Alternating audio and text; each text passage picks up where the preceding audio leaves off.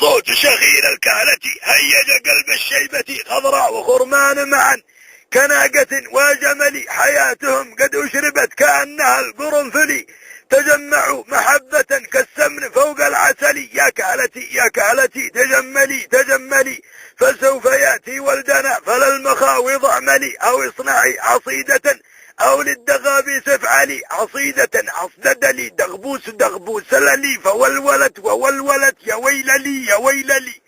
فقلت لا تولولي يا كهلا يا كهلل لي، قالت تضيف ولدنا بالسمن أو بالعسل، أو بالعصيدة التي عصددها المعصدل، أو بالدغابيس التي دغبسها الدغبوس لي، يا شيبتي شبشبلي في قبس شبشبلي، اخبز لولدي خبزة فوق الصلى المصلصل، خبزة مقنات لها الشث بها مشعلل، والمرق المفلفل وفوقها البصلصل، وادعى الجماعة كلهم الشيخ والفقيه لي، فقيهنا نحبه هو العريف ابو علي، والمذن اللي صوته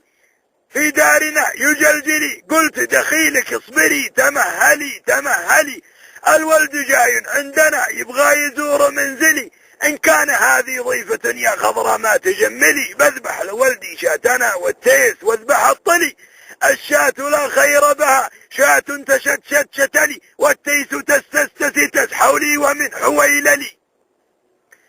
فقالت اذبح غيرها وخلها في السفل، الشاة فيها لبن والعنز لا لا لا لا لي، والتيس دور غيره فإن هذا التيس لي، اذبح لهم دجاجة مليئة الحويصل، والديك دك دك دكلي، والصوص صوصو صولي، والكل بق بق بقي بق بق بقي بق بق بقلي، فقلت يا خضراء وشبك لا يكون بتغزلي، وقلت لا تكثري كم كهلة طلقتني، كم كهلة دحرجتها من رأس ذاك الجبل، ثم هوت في حفرة كبيرة كالمنقل، وجاءنا ولد اختها بشاصه المهرقل، فشالها جنازة كثورنا المجندل، وكهلة جربت المشعاب فوق العفل، شصيتها شنقتها صلبتها بالمعول، وكهلة مرشتها على الفراش الحنبلي، وكهلة شطيتها بين الشطي شطشطلي،